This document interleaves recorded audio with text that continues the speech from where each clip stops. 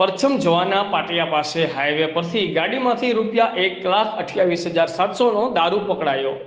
Hyundai સેન્ટ્રોલ ગાડીમાંથી 456 બોટલો નંગ સાથે એક ઈસમને ઝડપી પાડ્યો। અમદાવાદ જિલ્લાના ધંધુકા શહેરના પચ્છમ પાટિયા હાઈવે પરથી એક હ્યુન્ડાઈ ગાડી નંબર GJ23BD5604માંથી ભારતીય બનાવટનો નાની મોટી બોટલો નંગ 456 કિંમત ₹1,28,700 તથા અન્ય મુદ્દામાલ મળી કુલ ₹2,33,700ના મુદ્દામાલ સાથે એક ઈસમને ઝડપી પાડ્યો છે। અમદાવાદ ગ્રામ્ય એલસીબીના હેડ કોન્સ્ટેબલ પુષ્પરાજસિંહ ચુડાસમા તથા ઘનશ્યામસિંહ પરમારને મળેલ ચોક્કસ બાતમીના આધારે આરોપીને ઝડપી પાડ્યો હતો। પકડાયેલ આરોપી રોહિત જીવણભાઈ વલાણિયા, રહેઠાણ પુનિતનગર, ધંધુકા। અમદાવાદ ગ્રામ્ય એલસીબીની સતર્કતાથી ધંધુકા શહેરમાંથી દારૂનો સપાટો બોલાવાયો।